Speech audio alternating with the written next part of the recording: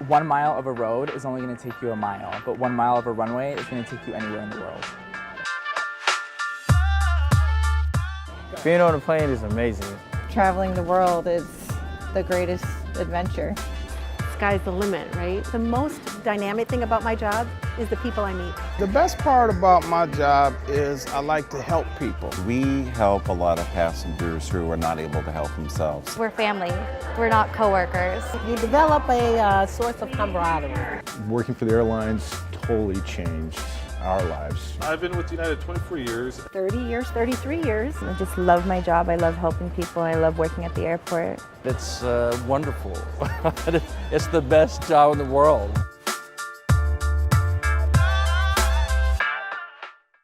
Experience is, and this has been the same ever since the first time I flew. I never get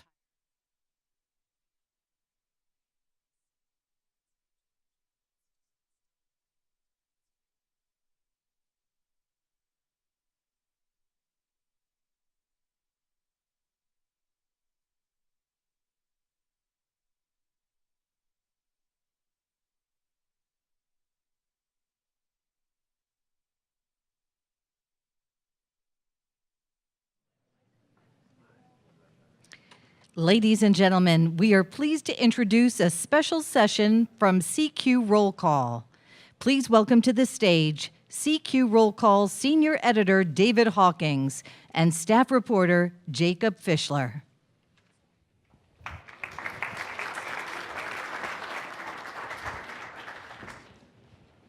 Wow, I haven't been introduced by the disembodied voice of God in a long time. That was awesome. So thank you all for sticking around to listen to us. Some of this should be your time. Apparently you all have note cards at your tables, and there's a way to get them up here so that if we're taking this conversation in a way that doesn't work for you all, then please reprogram us as we go. But I think what Jacob and I are going to try and do is sort of do a macro version of where Congress is at the moment. And Jacob will do more sort of the micro transportation infrastructure stuff, and we'll sort of interview each other. Because my gig as the senior editor is sort of try to think big picture, trying to look at it holistically. And Jacob's is, of course, he's the beat reporter who covers this stuff for us. So I'll go first, which is I came over here from the Hill this morning, where my perceptions were affirmed that this little deal that got so much attention last week is important because there was a deal, but not important about what the deal was. In other words, the little deal between the president and Mr. Schumer and Ms. Pelosi was essentially a classic Washington can kick that instead of making all of us maybe all of you all, and certainly all of us who cover Congress, anxious about what the end of the month was going to be like. Now we're just anxious about making sure, once again, that our holiday shopping gets done by early December, because the rest of December is going to be a mess. But it could be a mess in many different ways, and I think it's a little bit too early in the fall to know which messy outcome we're going to be confronted by. Maybe we'll know better after tomorrow morning. The president is having Chuck and Nancy for supper tonight. This is seems to be his new way of courting Congress. He had 3 Democratic senators and 3 Republican senators for supper last night, a dinner that was described as delicious by Joe Manchin. He said it was so good, I don't remember what I ate. So the president, it's probably steak and ketchup. That seems to be the president's go-to meal. Anyway. Chuck and Nancy are going down there for supper tonight. We will see whether tomorrow morning or later tonight there is more of this sense that the Democrats really want to bend over backwards to use their leverage to extract things from the president in December, or whether the president is going to ask for things that the Democrats cannot give him, lest they infuriate their own base of support in the Democratic Party, which, of course, we should not forget for a moment that Mr. Schumer and Ms. Pelosi are in charge of caucuses that are, if not dominated by, then have a strong component of Never Trumpism, still very much close to the surface, where there are plenty of House members and senators on the Democratic side who would really resist Donald Trump saying yes to them on anything because it's Donald Trump, and they really want to resist him. They feel like that's the best way to go into next year. At the same time, one of the things that I picked up from being on the Hill this morning is that there was a Republican, the weekly House Republican Conference meeting was today. Usually it's Tuesday, but because of the hurricane, they pushed it off till this morning. That there is a growing, yet a real palpable sense of growing unease among the House Republicans about Paul Ryan. It seems like only yesterday that they were having this palpable unease about John Boehner, and we know how that turned out. And we seemed like when Speaker Ryan agreed to become Speaker, really was reluctantly pressed into taking the job, that he was doing this only with some sort of assurances that he would be allowed to lead without having the hardline Freedom Caucus combative conservatives nipping at his heels at all times. That time period now seems to be over. Those Freedom Caucus people are very, they're loaded for bear, and they want to find, they feel like they're inevitably going to be presented with reasons to abandon Speaker Ryan. Perhaps over immigration, that would be the likeliest thing. So not only will it be a mess in terms of all the issues that are piling up in December, all the annual appropriations that have now been pushed off until then, this immigration issue, the legislation to fix the individual insurance markets, probably not the debt, because actually the debt was extended until December technically, but the Treasury will have so-called extraordinary measures to keep us borrowing money into the new year, so that won't have to be voted on again in December. So not only are there all those things piling up, but there's also plenty of political friction piling up that will have to be vented one way or the other before the end of the year, and which sets the stage for next year. And so that's sort of my 3-minute view of the big thing. Yeah. And so where your stuff fits in, hell if I know. Yes, it's a really big question on my beat. As we all know here, the FAA needs to be reauthorized by September 30th. There's a bill in each chamber to do that, but we don't really see it. We haven't seen much movement on those. So I think, sorry to say, that we're looking at an extension. The question on that is, how long is that going to be? We're talking about 6 months, a year. I think Bill Schuster's pushing for less, shorter term, but that is still kind of working itself out. In terms of a big transportation infrastructure package coming from the White House, that's another thing that keeps kind of getting pushed back and pushed back. You kind of ran through the laundry list of... I did. So wait, we didn't miss any news, right? Mr. Gribben did not announce when this bill is coming or anything while we were... No? Okay. Good. Good. He was here, right? But he didn't make news? Okay, good. So yeah, we're still kind of waiting. We've got kind of the broad strokes. They want it to be $1 trillion. They want the federal government to pay $200 billion of that. But in terms of the nitty-gritty legislation and where the money's going to go, what types of projects they're going to see, we don't know that yet. And it seems that every time we kind of ask, when's this coming, where are we going, the target date keeps getting pushed back. So yeah, and I think it has to do with what you were talking about, all this kind of must-pass legislation and the political battles that keep cropping up, and a big infrastructure package is just kind of on the back burner.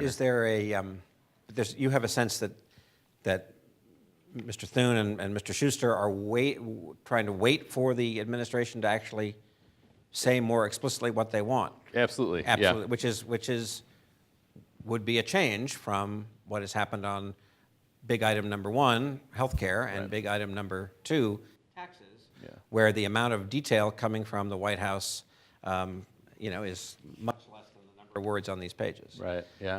But on the big infrastructure package, they're looking for the president to actually lay out in some detail what he wants. Yeah, I think one thing is that in December 2015, Congress passed the FAST Act, it's a $300 billion surface transportation bill.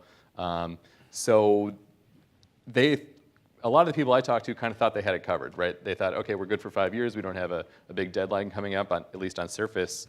And so they didn't really have anything, on the shelf they could pull down and say, okay, now that we have a Republican president who wants to do infrastructure, this is the plan. They've got to kind of, a lot of people want to do it. A lot of people want to build.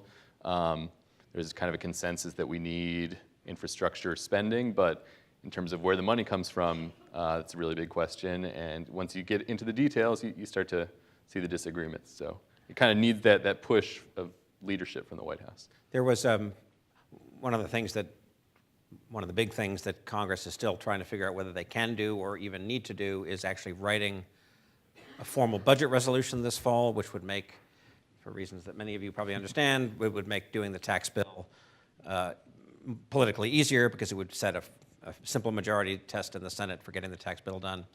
And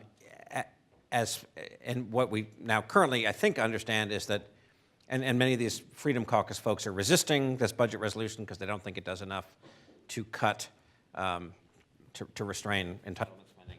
Now, apparently, the idea is they're waiting for Ryan to announce his tax bill and have it hope that the conservative Freedom Caucus types are so in love with tax cuts and so buy into the notion of supply-side economics and so much economic growth that they'll sign on. All of that by way of saying the super round number of accumulated deficit that this budget resolution is anticipating is $1 trillion. How is it possible, or is it possible, to do a big infrastructure bill like the president's been talking about without making that number go even higher? Right. Well, the answer might be in tax reform.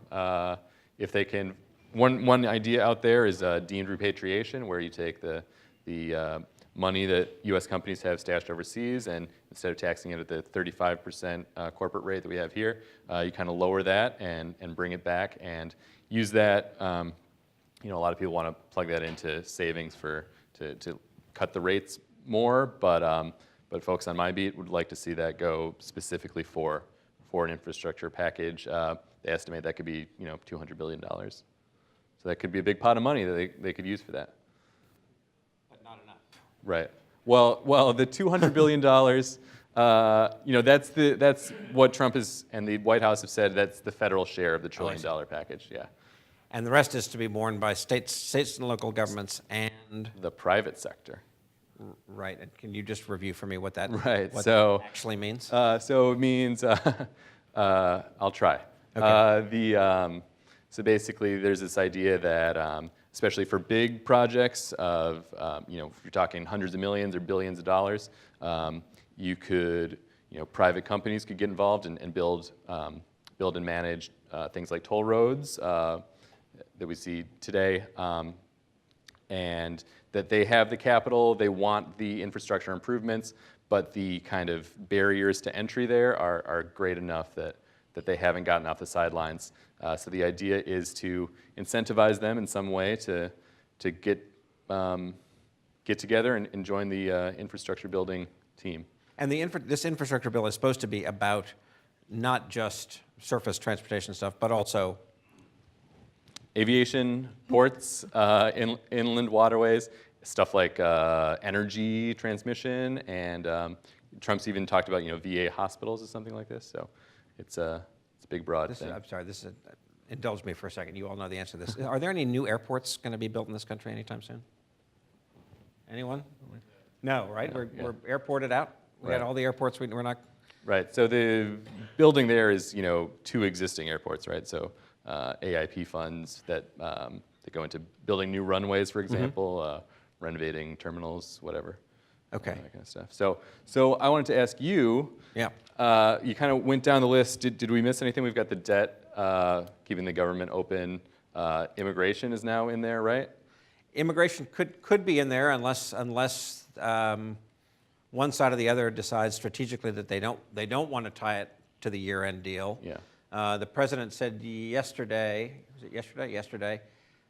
he or his people backed away from what we'd all assumed was going to be the big trade-off, which was he would accede to a legal extension of this Obama-era DACA rule in return for Congress providing some sort of down payment to get the wall built.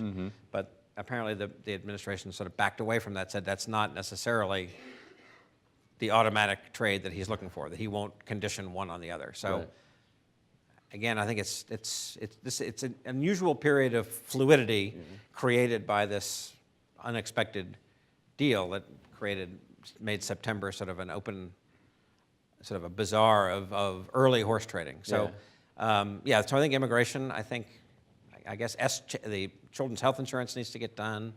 And then, of course, to sort of state the obvious, the elephant in the room is how long will Congress be able to operate on something of a normal rhythm before Robert Mueller says or announces something that changes the dynamic potentially for the rest of this Congress. Yeah. And I have no way of knowing. I mean, none of us have a way of knowing that, Right. except I think we know enough about Robert Mueller and about how these sort of investigations work to know that he will, take the old carpenter adage about measuring twice and cutting once.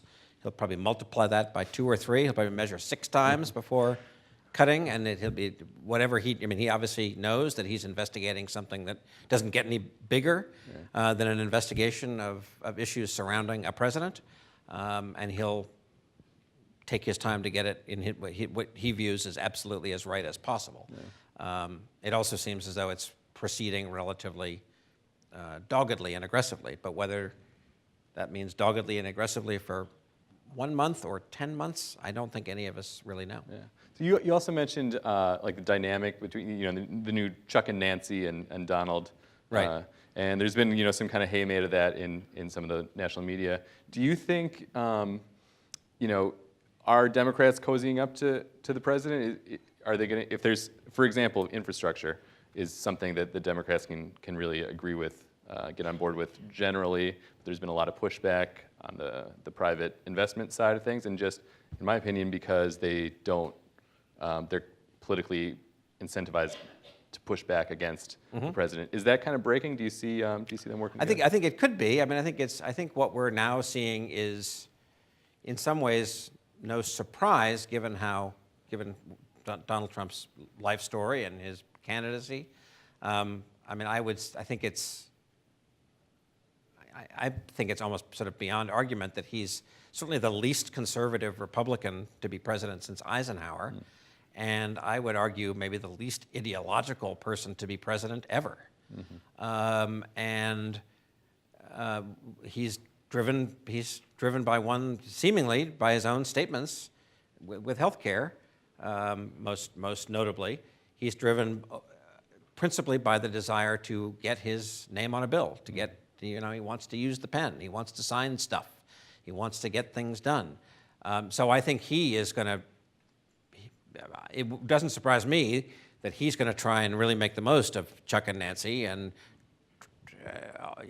open up the negotiating on a whole host of issues. Right. So I think really that's why I think that when he does that, I think everybody needs to realize that it's a two-way deal, and that when those two come back and present things to their respective caucuses, it's by no sure means that a bunch of them are going to say, "Sure, let's do this." I mean, this is a day in which we should remember that one of the many big news events on the Hill today is Bernie Sanders announcing his universal health care bill. So he's still out there leading a very different, a group of Democrats that really, I don't think, want much to do with negotiating. Yeah. So. All right. All right, back to you. Okay. So is there going to be I should be asking, I'm asking you this. If there's a shutdown Right. a week before Christmas or 2 weeks before Christmas, what do the kind of people who are in this room have to fear? Okay, well, I better be careful here because you guys probably know this better than I do. But air traffic control is exempt. They keep running So the planes keep flying, taking off and landing. TSA is also exempt. So basically, the airports and the airlines keep operating almost as if normal. Where you see the biggest issues is on the airport side and the federal grants for construction, maintenance, that kind of thing. That gets, that faucet gets turned off. And what the airports groups will say is that they want predictability in their funding. So they want to be able to plan 6, 9, 12 months out, what they're going to be working on. They've got a plan now for, the spring, if the plan doesn't start earlier. So, so that's kind of where they feel it is on these, like you mentioned, there's no new airports, but there's new runways, there's improvements to existing facilities, and if they depend on federal money. If they don't get that, they can't do it. They can't do it. They got to stop. Yeah. What else is keeping you up at night this fall? Well, I'm sleeping all right, but FAA is the biggest thing, of course. I was one of those that Bill Schuster kind of had me convinced that there was going to be at least a House floor vote on this bill, and every day goes by, it's not on the schedule. It just gets seems further away. So what I'm focused on, I guess, is the shape of this extension. How long is it going to be? Is it going to be clean, or are there going to be policy adjustments in there? I don't know the answers to that. Maybe I should talk to some of you after this, but we're available for interviews. Yeah. This is good source development. So that's big. The other thing is just, just watching for a big White House-sponsored infrastructure bill.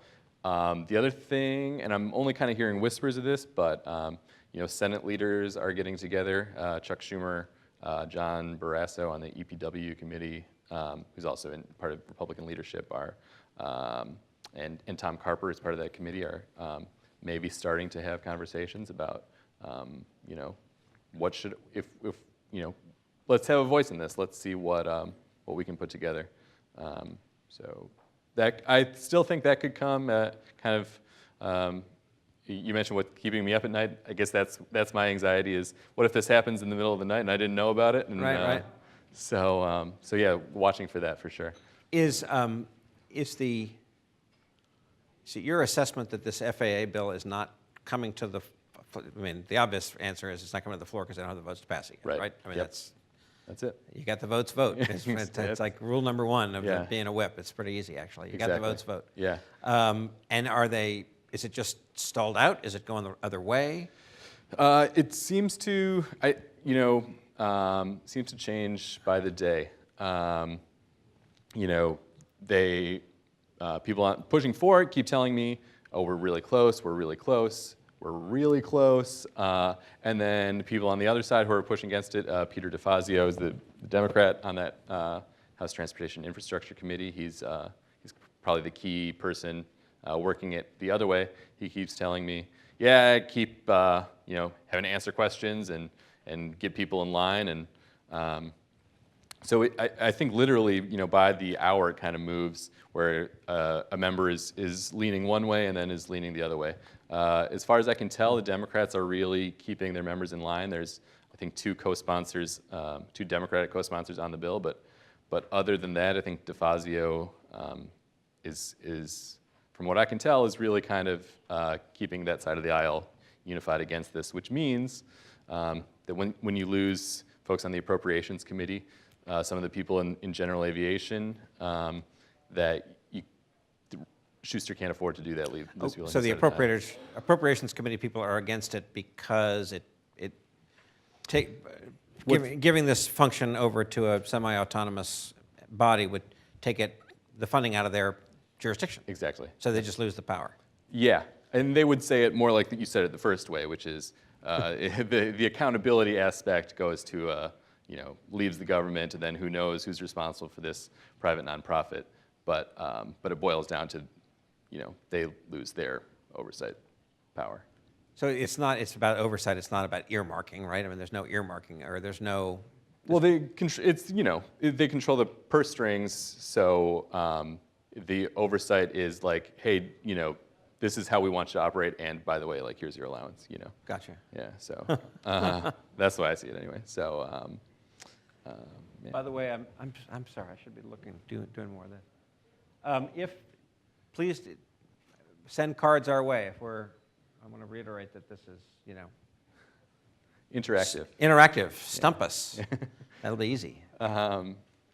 Yes. So, so I want to ask you about the kind of dynamics in the House Republican conference. How does that affect the agenda through the end of the year? Is that, you mentioned, you have kind of maybe a gloomy view of what's going to happen at the end of the year. Where do they come into play there? I do. I think, I guess this could change, although the new era of the House Republicans, I mean, they seem to be relatively consistent in their approach to their own leadership, which is to chafe and get away with chafing. I mean, it didn't, the rank and file in all these caucuses will always chafe, but back in the old days, they used to be just sort of held at bay and sort of beat down. That's not the way it is anymore. So there is lots of agitating. I mean, does Paul Ryan want this FAA bill to pass? I think so. I think officially he's kind of warm to it, right? He's not out there on the front lines. He's not on the front lines. No. His people will say, Bill Schuster's the point person on this. It's working its way through regular order. It's a transportation bill. Right. Bill Schuster's the man. So that's all right. That's a sort of a good example of, I guess, what I'm in a roundabout way trying to get to, which is so Ryan's. There is no such thing as a forceful speaker in the kind of old sense of probably when we were studying about Congress in college, or even when I first started covering up here, where speakers and the leadership kind of they had power over these people. Yeah. There is much more. Many more of them are independent actors right now. And the speaker, this current speaker, Paul Ryan, doesn't even seem to be, I don't think, trying too much to impose his will on anybody. Why not? Because it won't work. I don't think it'll work. I mean, I think he's not. I mean, I think maybe it's a bit of a self-fulfilling prophecy, but it's if he were to try, he would get rebuffed, and he may get rebuffed anyway. So what changed? Why were speakers so powerful, and now they're not? They used to have a lot. Well, a lot of it was, earmarks was a huge one. Or just the ability to punish and reward individual members has kind of gone away. It's also the case that we've all lived now for really this entire century, right, in an era of very close government in the way that didn't used to be the case in the 70s and 80s, and even the first time that Newt became the speaker, even after the House went Republican in the mid-90s, the first year that Gingrich was speaker, he had a kind of a comfortable cushion, as I recall. Now the cushion is smaller, and the majority is populated by people who, so much is different. First of all, the Republican caucus is ideologically at a much smaller place on the continuum, right? It goes from the very conservatives in the center to the super conservatives on the right. There's nobody left. There is nobody left in the House. There's no Republican in the House who is to the left of any Democrat. There's no ideological overlap at all. And that's been the case for about the last 4 or 5 years. So the ability to build coalitions is therefore in general smaller than it used to be. Sure. And so those really conservatives, I think there are 42. The Freedom Caucus actually doesn't say who's in the Freedom Caucus. You sort of have to interview people and find out if you're in the Freedom Caucus. We think there are 42 members of this Freedom Caucus. So that's what, 17% of the House? That's 17% of the House Republicans. That's enough to, right, 40 out of 240? Do I have that number right? Something like that. That's enough. Yeah. That is enough. Yeah. Are there any Freedom Caucus people who do transportation stuff? Or There are a few. Mark Meadows is on the committee. He's been. I get more. He was about the bank, wasn't he? Like the infrastructure bank. Wasn't he pro that? No, that's not him. Might be. Yeah, I don't know. That's not going anywhere. Is it that infrastructure bank thing? No, it's not. No, that's part of Hillary Clinton's plan. It's kind of a bipartisan thing, but President Delaney, isn't he? That's what he's going to be. Yep, right? exactly. Yeah. Right. Yeah. Representative Delaney is running for president in 2020. Yep. The first announced candidate. Yeah. Somebody's got to be first. I think we have a card. Excellent. Oh, we have a few cards. This is actually how they do it at the press club. Oh yeah, tax reform. Do we Thoughts skip that one? on tax reform? Yeah. Happening. It's underlined. Happening. Like, is it happening? Question mark. I think that's what you mean. I think it's going to be pretty darn tough to get this tax bill done. Why? Because there are not all. It's 50 of the 52 Republican. First of all, if they want to do it with the 50 vote threshold in the Senate, they have to get a budget. For reasons I sort of went over a little at the start, getting that budget through the House is something that they've been talking. It's kind of like your FAA bill. They've been postponing the markup every week for about the last 20 weeks. Right. Every week, it's maybe we'll get the votes next week. They still don't have the votes. The new chairman of the Budget Committee is so. Diane Black of Tennessee is so frustrated that she's, by some accounts, has said to the leadership, please just let's have a vote on this so I can be done with it, and then run for governor. And then I'm going to leave the House and go run for governor full time. So just getting it done the easy way, which would be with a budget, seems very difficult, and getting it done the hard way, which is to get 8 Democrats in the Senate to go along with this, I think is also pretty tough. But if they don't get it done, that really makes the Republicans look, how congressional Republicans look totally neutralized. Right. I mean, like they haven't done anything. So, yeah, and is there a potential for bipartisanship there? A couple years ago, they linked it to infrastructure, or tried to. Right. Chuck Schumer, then not the minority leader, but I think the only way that it gets bipartisanship is if the Democrats don't want just a big old cut. Mm-hmm. I mean, I would think that they would want it mostly tax neutral, if anything. But time will tell. Okay. Wait. Is this one question or two? Okay. What will it take to get along? Here, you know that one. Okay. Should I read this now? You go, take it. Okay. With the exception of elected officials using the short-term funding to reintroduce issues, what will it take to get the long-term funding for the FAA? Good question. I know that some people, some members are thinking of Senator Jerry Moran of Kansas, Republican. Basically, when Schuster came out again with the air traffic control spinoff, said basically, I wish you didn't do that. Now we're not going to get a long-term bill. So if you ask some people, that is what is holding up a long-term extension. I think that's a little bit simplistic. I think there are a number of issues that, there's another Senate bill that doesn't have the spinoff that they also can't get passed on the floor. So there are a number of issues that they have to work out.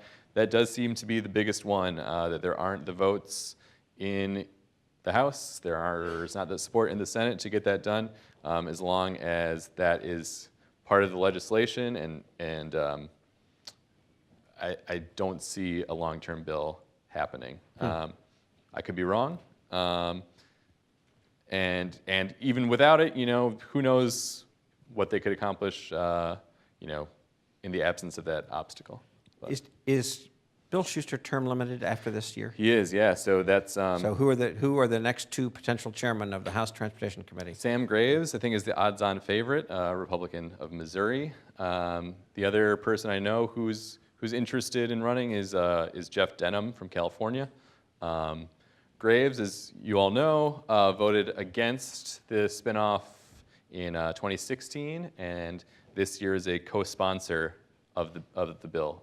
He's a big general aviation guy, and was kind of one of those that basically had a bunch of asks for what he wanted to see to protect general aviation. And sorry? No, go ahead. And says he got them, and now he's on board.